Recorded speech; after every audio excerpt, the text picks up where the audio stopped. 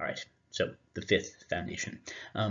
Haidt posits that pretty much every culture, if certainly most of them, have these notions of there are things that are sacred, and then there are things that are profane.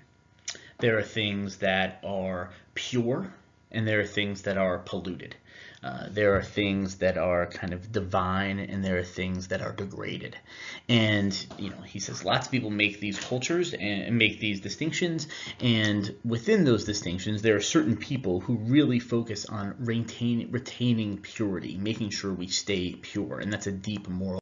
So we can see it represented here, vertically, right? Up on high, we have like the kind of pure sacred realm, and below we have the bestial realm.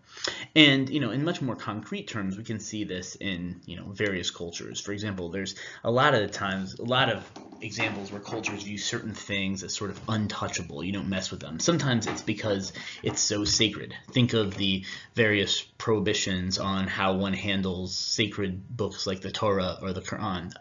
Think of things like Hindus not eating beef because cows are sacred. On the flip side, it can be the other way. There'd be certain things that are so impure that you don't touch. Think of various religions who don't eat pork, right? That swine is considered dirty, so you don't do it. And there's various cultures who, again, believe there's certain foods you don't eat because they're gross, right? Similarly, lots of cultures have these rules about there are certain polluted body parts that you have to cover. It's not the same from culture to culture, but lots of cultures, if not all, have this notion of private parts that you have to cover with clothing even when you don't need it for warmth. Every culture I've run into has at least some prohibitions about various bodily excretions, snot, urine, feces, saliva, right? We recognize some of these things, that there's some things that are just gross, there's just some things that are so pure you don't mess with them.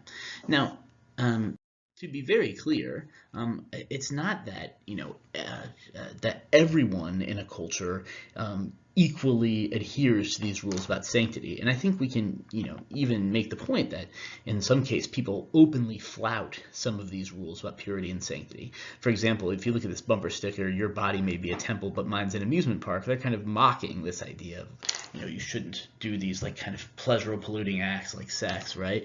Clearly this person's implying, I don't know, maybe sex and drugs or whatever, but they do those polluting things. And in general in our culture, there are people who've really pushed the envelope on things like swearing and premarital sex. And so this is a debate in our culture about whether, maintaining sanctity and purity is a really important moral foundation. Haidt argues that this is felt particularly strongly among conservatives. Think of terms like the sanctity of marriage or the sanctity of life. Think of some of the ways that kind of cultural conservatives talk about sex education, that it needs to be focused on abstinence, right? Again, like this importance on upholding these rules about moral propriety and sanctity. On the flip side, you could say that liberals don't seem to care as much. They don't observe a lot of those same things. They might view those kind of uptight things as overly uptight or overly, even repressive. But Haidt points out, I think there are some examples where even liberals have some of these ideas about sanctity. And in this regard, if you think of organic food as something that skews more liberal, this is this idea again about something not being tainted, in this case by like modern chemicals or, kind of corporate greed or something like that. But in some ways, there's some similar ideas.